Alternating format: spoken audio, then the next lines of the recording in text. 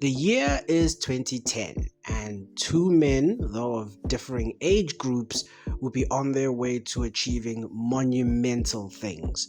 One in the football field, where he would lead his team to a first European title in 45 years, major European title. He would also lead them to a first ever Italian treble, never done before, never done again. And he would be leaving a legacy behind, which to this day fans still love, romanticize, and still call the greatest manager of all time. The other, a young Canadian musician, would go on to drop his debut studio album, an album which would be a commercial and critical success, featuring classics, bangers, and would usher in a new age in hip-hop and would become one of the most recognizable and successful acts, not just in hip-hop, but in music in general. Fast forward 16 years, and for those two, the best years are kind of behind them. You could feel are kind of behind them. For one, his best years are sort of behind him. He's coached the bigger teams and now isn't really hold the same success he had in the past and now feels the game has left him behind. The other has had a sharp decline, and now the community and the sphere that he held so dear in his grasp has now sharply turned against him, and now he's at a crossroads to what he could do next and how he can remain the top dog in the music platform. Hi, I'm the Football Otaku, and welcome to my latest video. Now, in this video, I'm going to have a little bit of fun. I was actually inspired by a American hip-hop YouTuber by the name of IUsedToBePay, who made a very similar video about comparing with this type of comparison, and I decided, why don't I chip in with my own kind of video with inspiration like this? So, similar to him, I will make a video as such. Now, if you don't know who the two people I'm referring to in this video, it's Jose Mourinho and Drake. That's who I'm referring to. As you know, one of my big passions outside of football is actually music. I love music, especially hip-hop. And I felt, looking at the two, Jose Mourinho and Drake, both as people and as characters and as players in their respective fields, I felt it would be very poignant to make a video of how I feel the two are in such similar spaces now, currently in their careers, and now currently in their respective careers, and in the past. Of course, I don't really think this video will be as successful as some of my other videos. I'll probably even lose a few people here because you may not be that invested in popular music. But of course, if you guys are loving the content, don't forget to like, to share, and subscribe. And sorry for being away for a few weeks. I was out battling the flu. I've won that battle, well, 90% of it. I now just have a cough that refuses to go away. But while I'm here, so, well, enough talk. Let's start with the video, starting with... So let's talk about that year 2010 for both of these men. For Jose Mourinho, it was arguably the peak of his powers. I mean, I don't really need to explain about what he did with Inter Milan in 2010. Of course, he led Inter to a second straight Serie A title under his tutelage, a fifth straight title. Only his second time in the league had a team won 5 in a row. They regained the Coppa Italia by beating AS Roma in the final in Rome. And then, of course, the Champions League. That run be a movie on its absolute own. I mean, defeating Chelsea, a very good Chelsea side in the last 16, coached under Carlo Ancelotti, a team that would actually go on to do the double and win the Premier League and the FA Cup, and then defeating that god-tier Barcelona side with Pep Guardiola as coach, with Messi, Xavi, Busquets, Iniesta, Piqué, and the likes in that epic semi-final. I mean, a lot of those guys would go on to be world champions with Spain a few weeks later in South Africa. But then they would go on to beat them and beat Bayern to win the Champions League. And it wasn't just Mourinho's tactics that made Mourinho such a great coach. It was his personality, it was his character, it was his ability to galvanize the dressing room, to create a real us against the world notion, to build a real us against the world mentality, which is how Inter were able to get through all those difficult moments, whether it was a goalless draw against Sampdoria under 9 men, or the derby where they got 2 red cards and somehow still end up winning that game, or even against Barcelona where they were down to 10 men for more than an hour at the Nou Camp and still came out winners. Mourinho was able to galvanize a team of warriors, a team that were able to fight for the badge and be able to fight for each other and fight for the fans. And that was how Mourinho was able to take an Inter team that you felt were outmatched by a lot of the better sides in the Champions League that year, and were able to take them all the way to the promised land. For Drake, of course, things would be a little bit different. He'd be more at the start of his career. After bursting onto the local Canadian scene with his 2007 mixtape comeback season, he would then drop his debut mixtape called So Far Gone in 2009 under the Young Money label, which was run by Lil Wayne at the time, who was probably the biggest face in hip-hop at that time. There he would drop in his mixtape very classic songs such as Successful featuring Trey Songz, Forever, that legendary collaboration with Kanye, Eminem and Lil Wayne, and then The Best I Ever Had, which was actually you could say his mainstream debut, his Hello, I'm Here to the rest of the world. So Drake had already built a bit of a buzz before 2010 and before dropping his debut album, which was Thank Me Later, which he then eventually dropped in June 15, 2010.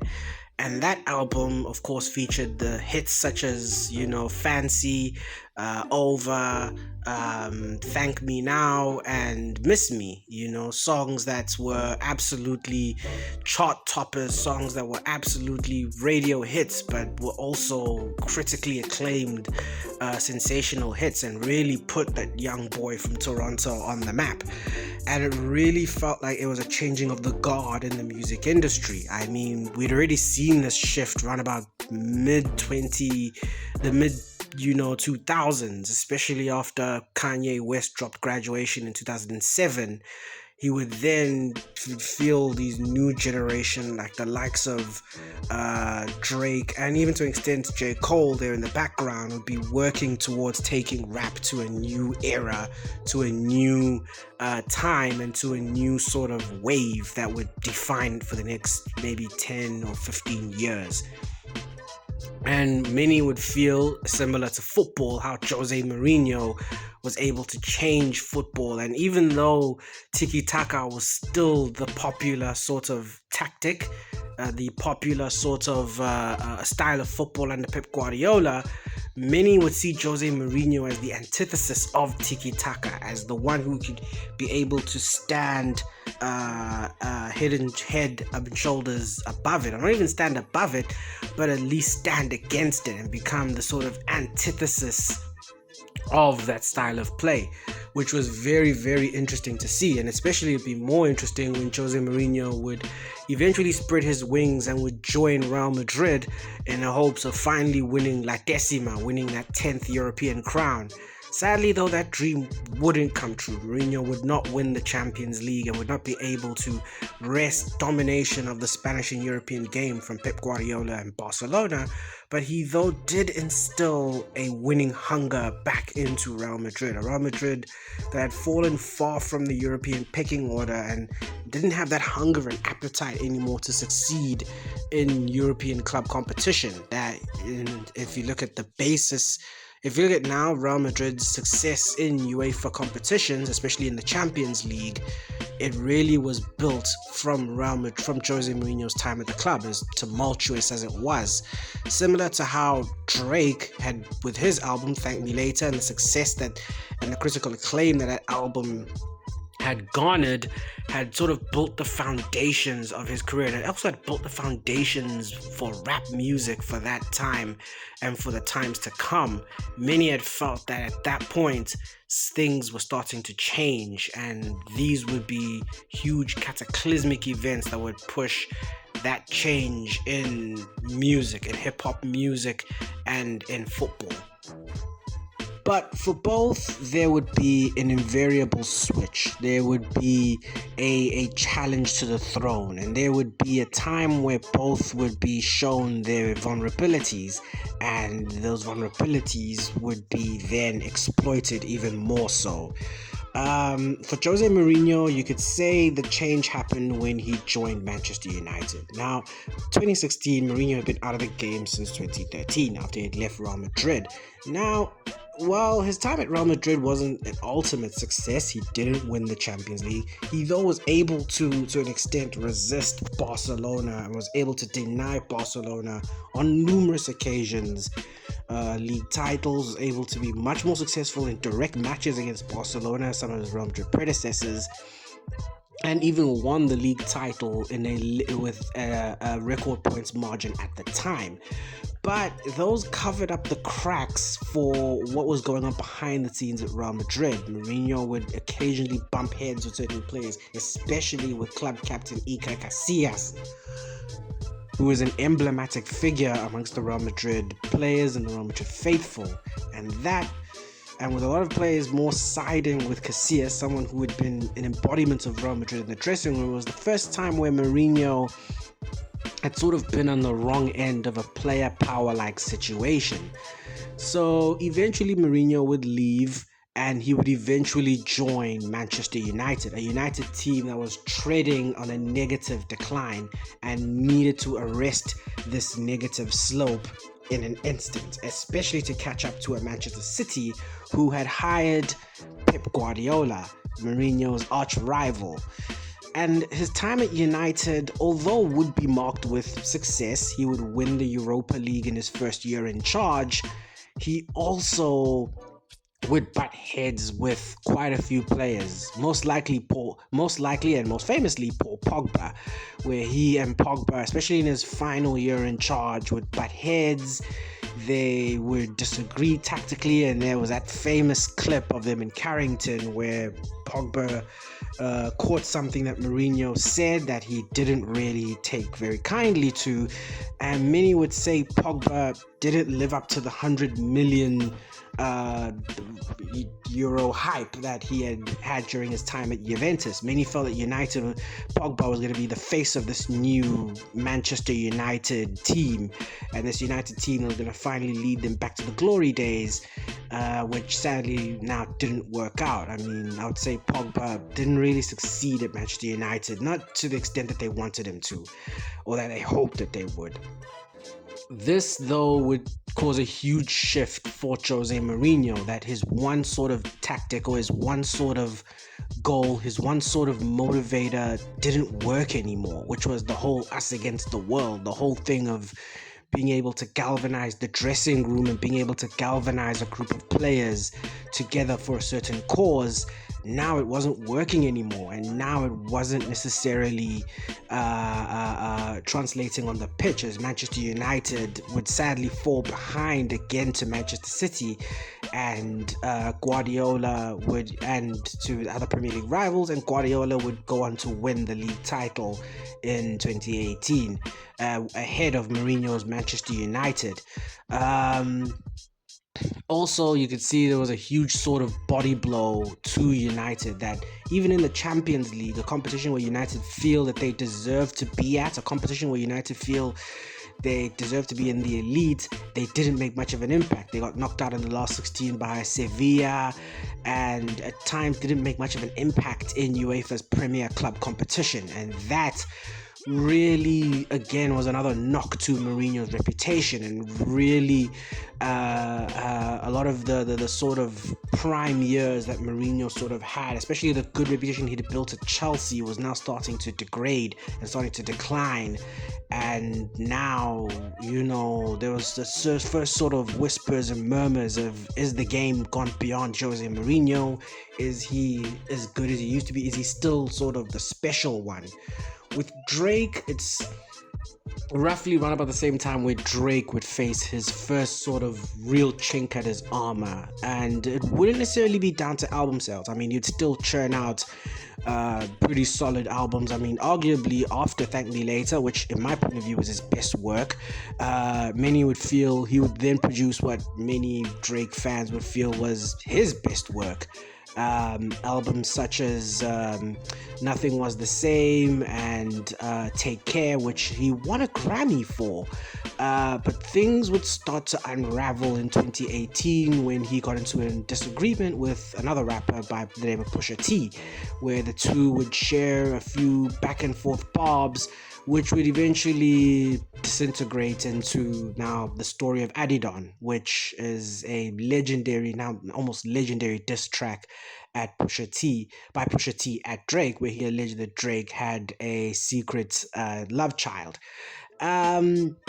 We all know how that played out. If you would ear on the streets around about that time, you all knew how that one played out. And that was sort of the first time where Drake, someone who had been pretty much invincible, someone who had been seen as this face of the industry, someone who couldn't be touched, who had reigned supreme, finally caught an L, finally caught a chunk of the armor, who had a huge chunk of his armor taken, and was for the first time feeling very, very vulnerable.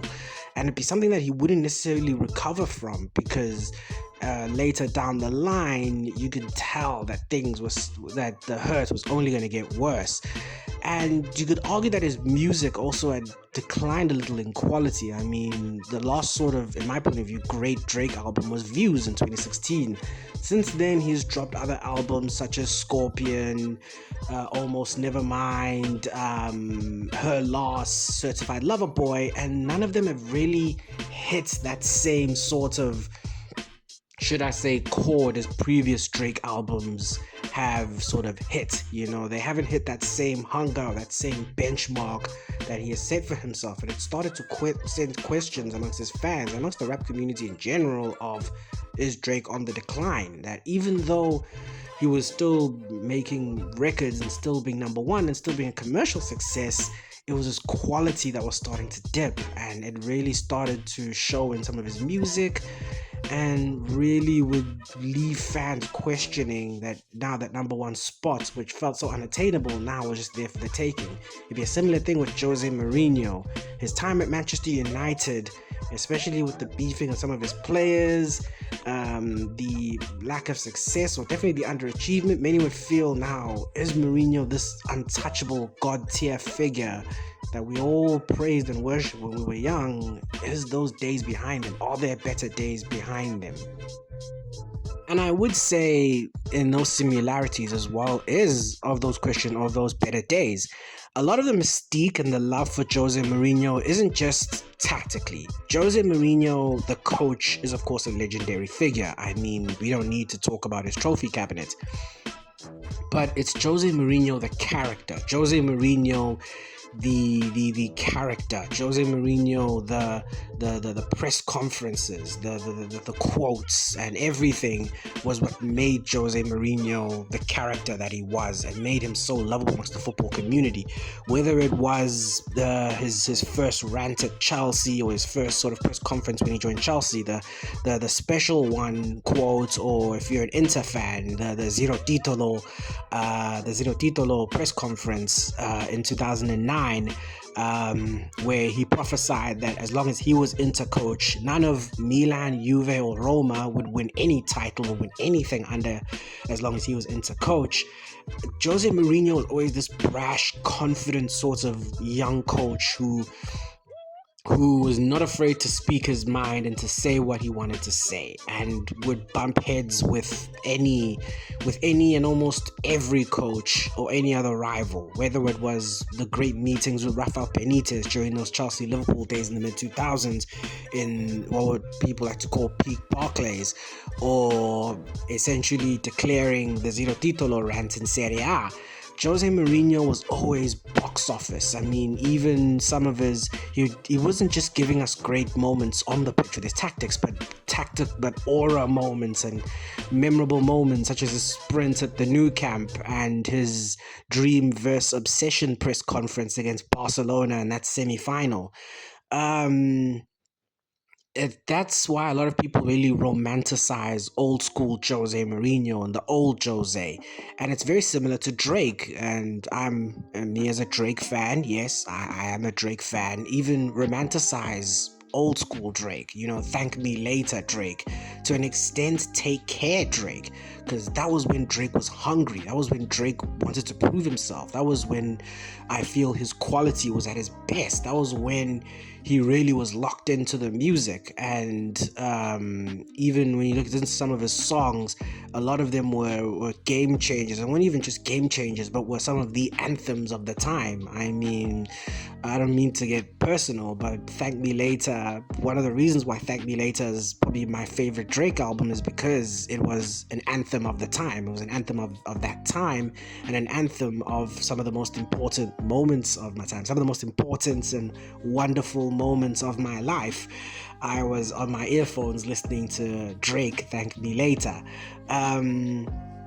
And really the nostalgia of old school Drake, where his music was its most impactful, was at its most colorful, if I can say, its most creative. That probably is why a lot of fans have that nostalgia factor. And Drake today, his music doesn't really feel the same. It feels hollow at times. It doesn't really feel it doesn't really have that same punch, or pack that same sort of momentum as his older work does. Similar with Jose Mourinho, you feel that today he doesn't really have that impact in football anymore. I mean, he's not that wily old managerial character. He's not that guy who's going to give you aura bombs. He will still give them to you, but nowadays you feel like Mourinho has been left behind. You feel like Mourinho has been left behind, and I'll even speak a little bit more on Mourinho.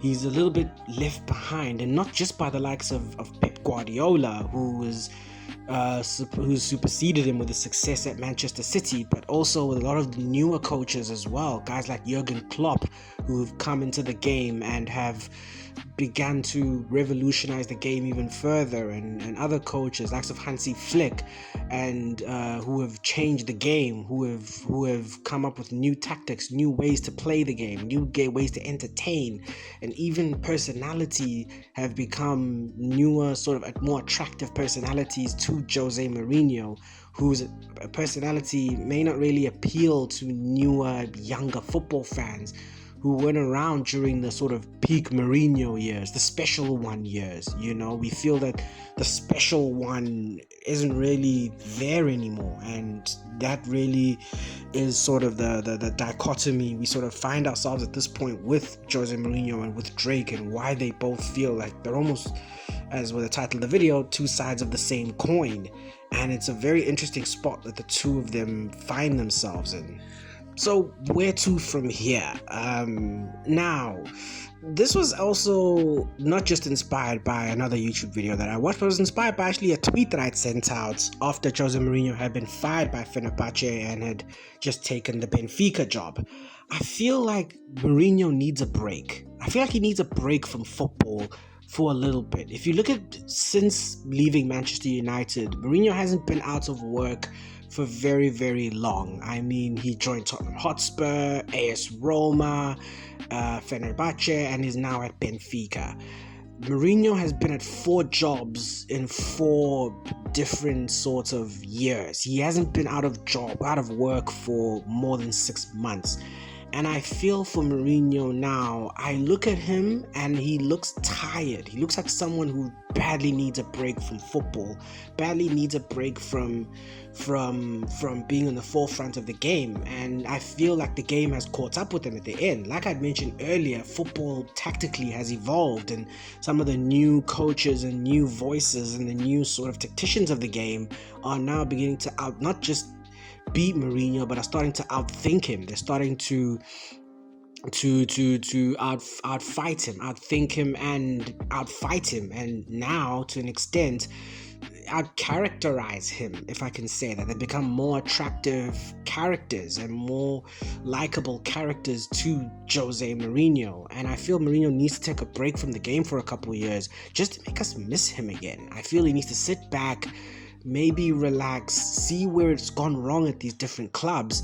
And for someone like Mourinho, whose box office and chaos wherever he goes, that's why he tends to sort of feel very tired. I mean, we all know the third season curse where Mourinho doesn't last longer than 3 seasons at a club. I feel like Mourinho needs to just take a break from football for a little bit, just for a couple of years, maybe be a pundit or just something, just away from the dugout, watch the game evolve, and then maybe after watching the game evolve, come back with some new tactics. Or maybe if it's too terminal, I feel his tactics are a little bit outdated for club football, but will definitely work in the national team space where tactics aren't necessarily that important in international football.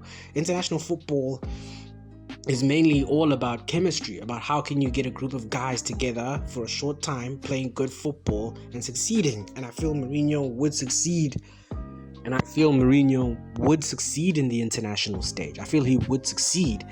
But problem is, having been in the club game for so long, and generally club coaches aren't very successful in the international stage, would Mourinho be willing to take an international job knowing that he's been in the club game for so long and he's so used to the daily grind of club management? Would he adjust to international football well? But again, like I said, I feel he needs to take a break from the game for a couple years and just take a seat, make us miss you again, revolutionize yourself, find yourself again. And trust me, I feel Mourinho will still have a fair bit in the tank. And I could also say the same about Drake. I mean, we all know Drake hasn't been the same since 2024. Kendrick Lamar, not like us. We all know. We've seen it firsthand. And I feel, again, for Drake, that he should take a break a bit from music for a couple years. For one thing Drake has really been praised for has been his work ethic, that he's always been able to churn out music and churn out albums at such a alarming rate. But I feel as well that Drake looks like someone, he's tired. He looks like someone who looks very, very drained. Like I said with Jose Mourinho, he looks someone who looks very, very drained, very, very tired, very, very exhausted, and especially not just from making the music, but also just from the whole thing with Kendrick Lamar. It's taken so much out of him that I feel that he just has to go away for a little bit, even if it's not just to lick his wounds.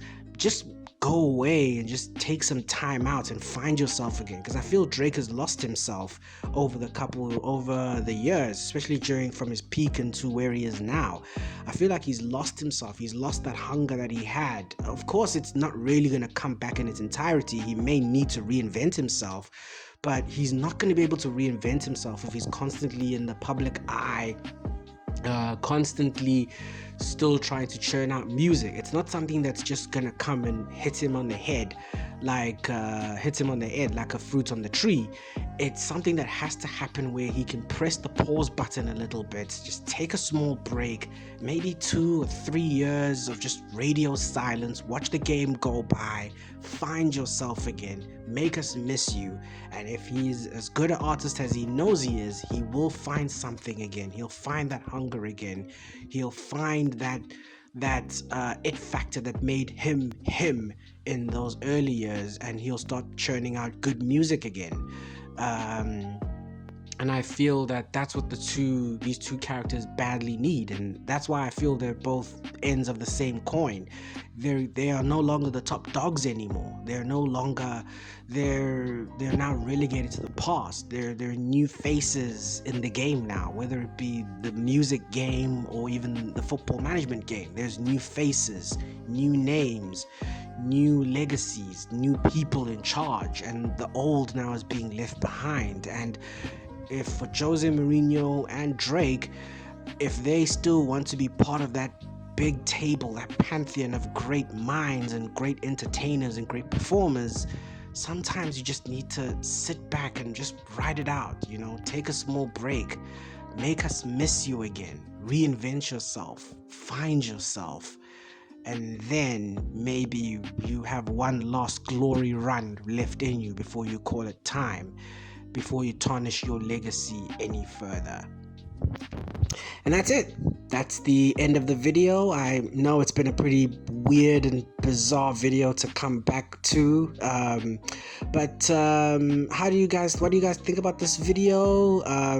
If you guys love your music as well, what do you think? Do you guys agree with anything that I've said? Do you disagree with what I've said? Do you think I am speaking the truth about Drake and Jose Mourinho, or am I just waffling absolute nonsense for the past 20 plus minutes? If you stuck to the end, you're an absolute warrior, and I hope to catch you soon, where a certain club competition is returning. The toughest club continental competition returns really, really soon, and I'll be making content on that again. So the regularly scheduled programming will return, but until then, it's been your boy, the Football Otaku, and never forget, real football always wins. Check you on the flip side. Deuces. Bye bye.